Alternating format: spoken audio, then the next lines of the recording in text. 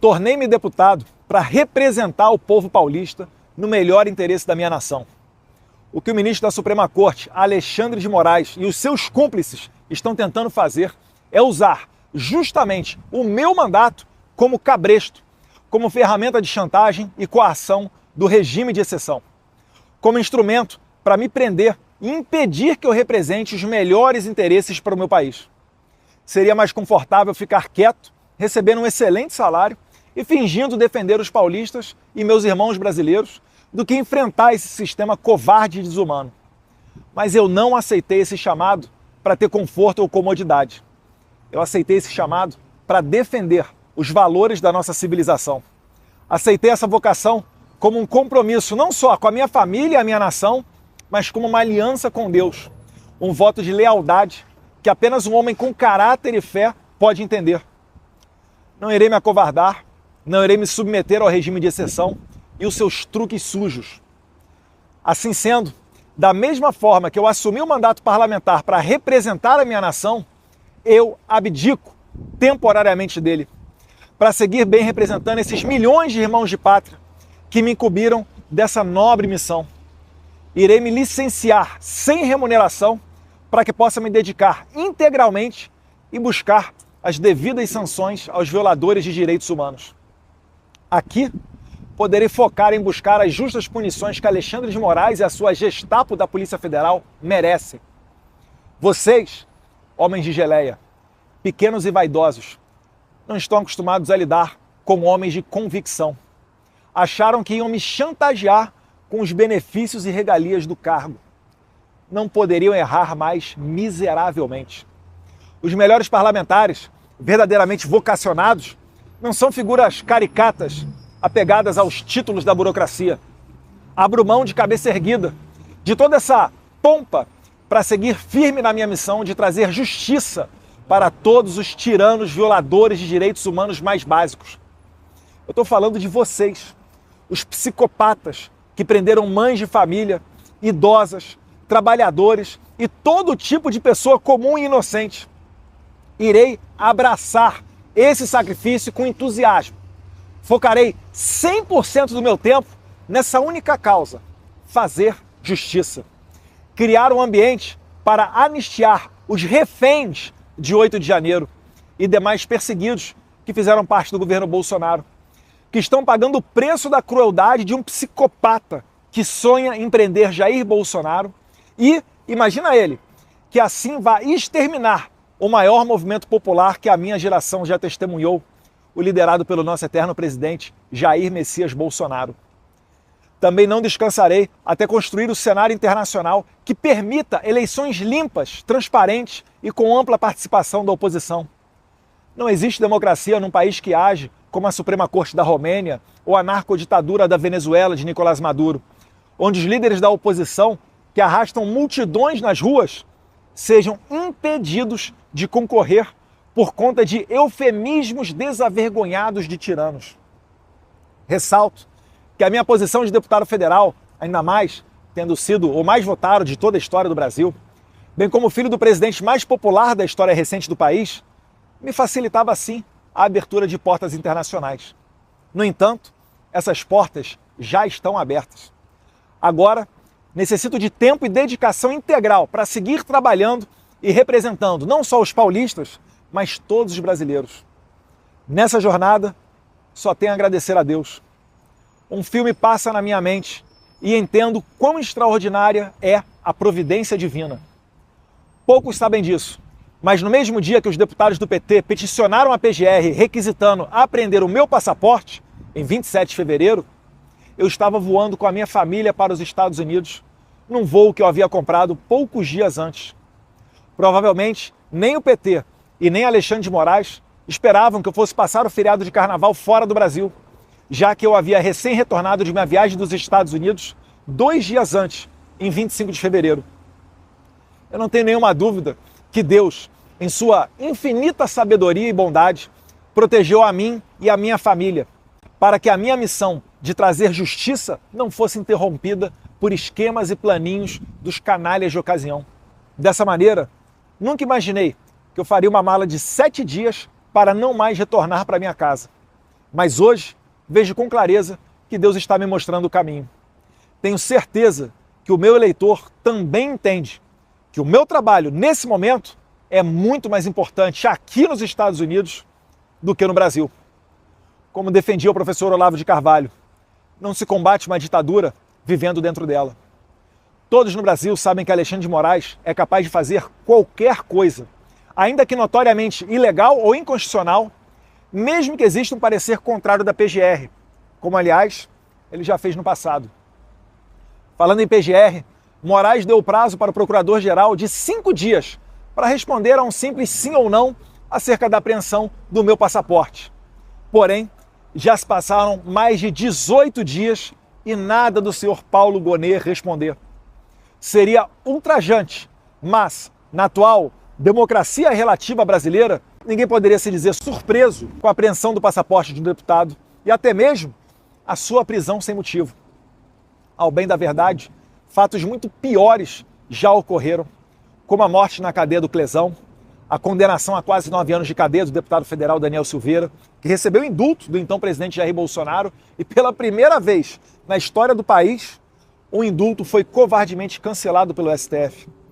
As prisões preventivas e injustificadas de Felipe Martins, Anderson Torres, Silvinei Vasquez e vários outros, assim como as condenações a até 17 anos de prisão de senhorinhas como Iracina Gosch, de 71 anos de idade, ou a cabeleireira e mãe Débora Rodrigues dos Santos, presa por ter escrito de batom numa estátua a mesma frase dita pelo ministro do STF, Luiz Roberto Barroso, abre aspas, perdeu mané, fecha aspas. Quem, em sã consciência, pode esperar algum tipo de pudor ou moralidade de um regime de exceção? Como alguém pode esperar a justiça vinda de um pedido para prender o meu passaporte feita por deputados do PT e encaminhado diretamente para as mãos do Alexandre de Moraes sem sorteio ou distribuição? Ou seja, serei julgado por um inimigo declarado, pela mesma pessoa que eu tenho denunciado aqui no exterior. Serei julgado, de acordo com o juiz Marco Antônio, assessor de Moraes, pelo cara que quer me pegar de qualquer forma. Lembram dos artigos do Glenn Greenwald? Esta é a pessoa que está me inserindo criminosamente no processo de golpe de Estado da Disneylândia, também conhecido como golpe de 8 de janeiro. Certamente, não é fácil me afastar temporariamente do cargo de deputado federal. Não é fácil saber que o meu pai pode ser injustamente preso e talvez eu jamais tenha a chance de reencontrá-lo pessoalmente de novo. Não tenho dúvida que o plano dos nossos inimigos é encarcerá-lo para assassiná-lo na prisão ou deixá-lo lá perpetuamente, assim como aconteceria com Donald Trump caso não tivesse sido reeleito agora em 2024. Contudo, a vida é feita de decisões e sacrifícios.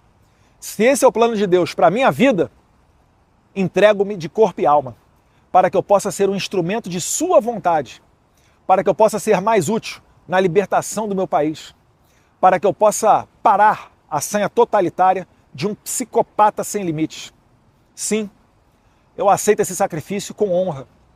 Vou morar longe dos meus amigos, dos meus familiares, da minha pátria, mas não descansarei até que a justiça seja feita e a minha nação seja libertada. Se Alexandre de Moraes quer apreender o meu passaporte, ou mesmo me prender, para que eu não possa mais denunciar os seus crimes nos Estados Unidos, então é justamente aqui que eu vou ficar e trabalhar mais do que nunca. Alexandre, a minha meta de vida será fazer você pagar por toda a sua crueldade com pessoas inocentes. Estarei focado integralmente nesse objetivo. Só retornarei quando você estiver devidamente punido pelos seus crimes, pelo seu abuso de autoridade. Finalizo comunicando ainda que, graças ao excelente trabalho desempenhado pelo líder do PL, deputado Sóstenes Cavalcante, que não se dobrou às pressões do PT, e também pela retidão e compromisso com a legalidade do presidente da Câmara, deputado Hugo Mota, que no meu lugar será nomeado o deputado federal gaúcho Zuco para a Comissão de Relações Exteriores e Defesa Nacional. Ele irá me ajudar institucionalmente a manter essa ponte com o governo Trump e o bom relacionamento com países democráticos e desenvolvidos. Juntos, nós iremos trabalhar na mais sagrada missão que um parlamentar pode ter, que é a de resgatar liberdades perdidas para o nosso Brasil. Que o Mundo Livre possa nos ajudar a manter viva essa nobre causa. Deus abençoe o Brasil e me dê os meios para cumprir a minha missão. Conto com o apoio de todos vocês, que assim como eu, travam essa honrada batalha pela liberdade. Deus, pátria, família e liberdade. Deus abençoe o Brasil, Deus abençoe a América. 18,000 people came out in support of Bolsonaro. It's a huge number considering Lula's crackdowns on dissent. I mean, the people who show up and protest could be taking their own freedom into their hands and putting it in jeopardy by participating.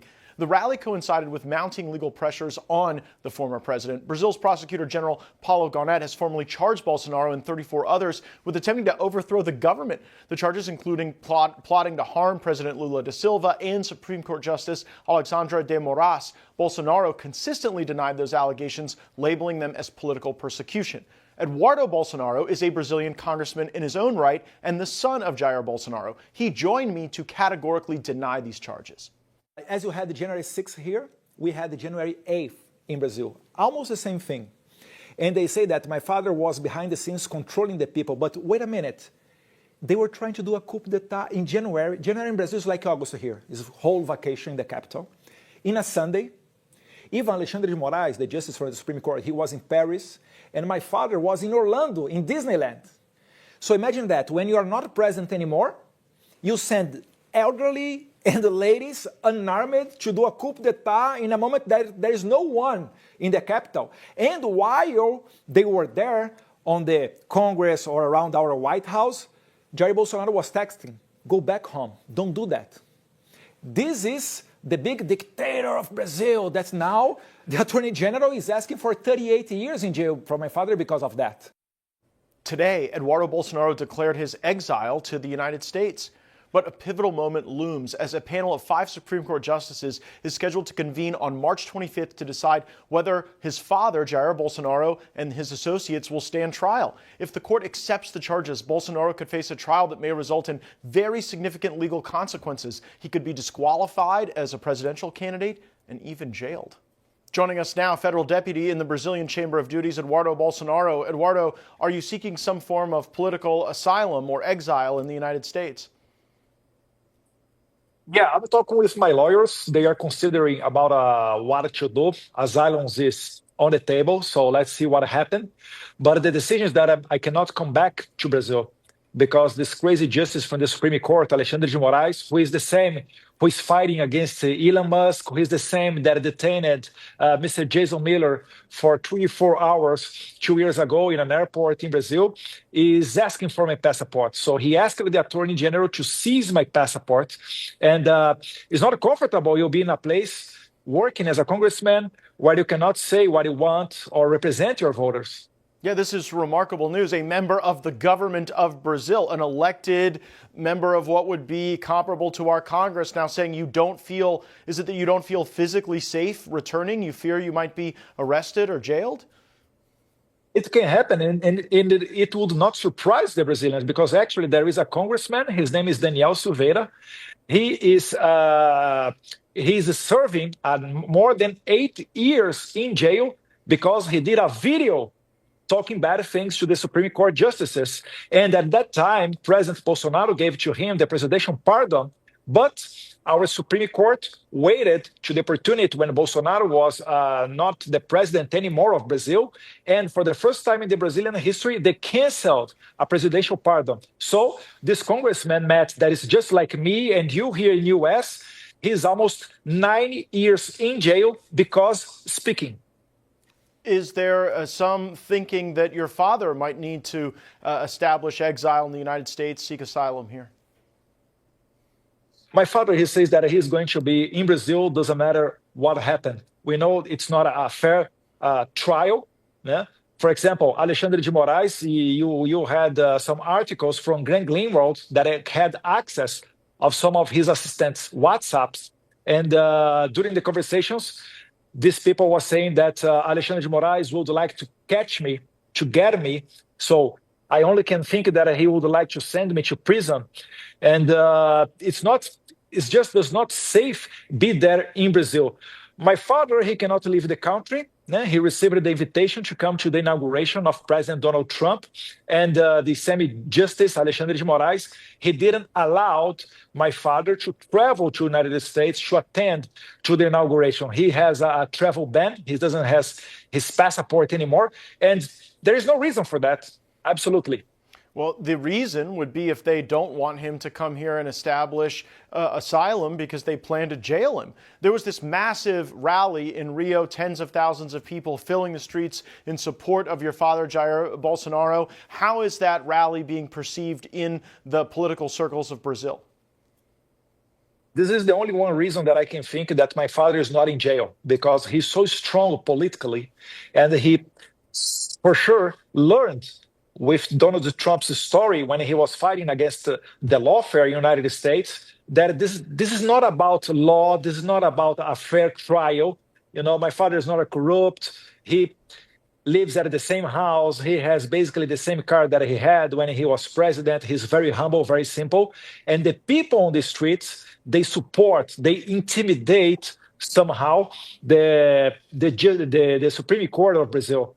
So what the Supreme Court is trying to do now is trying to show to the international community that they are following some steps. Like, we have a trial, we have here Attorney General doing the accusation, we have here the lawyers of Jair Bolsonaro, but this is all makes me feel like a claw, all the cards, everybody knows what is going to happen. And what the Attorney General is asking is charging Jair Bolsonaro is for a punishment for almost 40 years in jail. So the situation in Brazil is, imagine if Donald Trump did not get reelected in November 5th last year, what would happen with him? So this is the situation of Jair Bolsonaro. And by the way, the difference is he was allowed to run, Eduardo.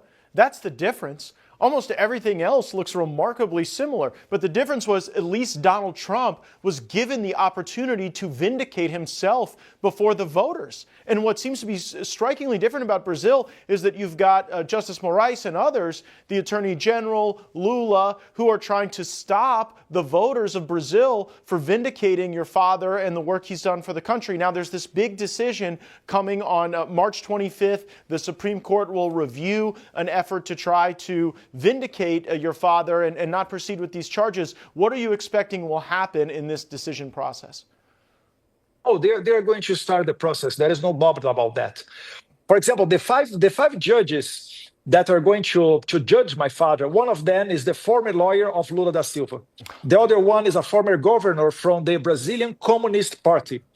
And the others, they were all appointed by Lula da Silva or Dilma Rousseff, both former presidents. Dilma Rousseff, former president for the same part of Lula da Silva.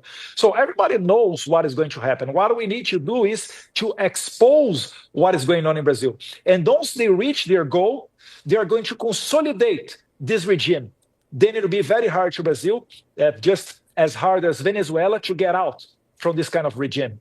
Do you think ultimately, what you've described is very grim, Eduardo. You say it's not safe for you to go back. Your father is there holding rallies, demonstrating political strength, but at the same time, you say there's no fair process to determine him guilty or innocent of these fantastical charges that seem almost beyond belief. And now, are you worried that he's going to go to jail?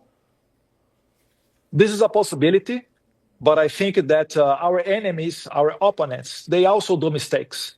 For example, Alexandre de Moraes, he is having a big fight against Truth Social and Rumble in Brazil. He already censored American citizens that were tweeting from United States. So what Alexandre de Moraes is doing is he's invading the U.S. jurisdiction, just like the prosecutors of the ICC, Karim Khan, did when he tried to jail Benjamin Netanyahu. So as President Donald Trump sanctioned with OFAC sanctions this prosecutor and his team of investigators, we think that the same thing can happen with Alexandre de Moraes and stop the justice of the Supreme Court from all of this persecution. Well, United States have to go back again to export freedom and not what Biden administration was doing, that's exporting American taxpayer money through USAID to indoctrinate journalists and judges in the other countries. Yeah, I mean, the accusations have been made very directly that USAID has been a destabilizing force in Brazil, and we may be dealing with the downstream consequences right now. A man in exile, Eduardo Bolsonaro, making a plea that the United States fight for justice in Brazil, and it's something that we certainly agree with. Thank you so much for coming on the program. We wish you and your family well. Thank you, Matt. God bless America. God bless Brazil.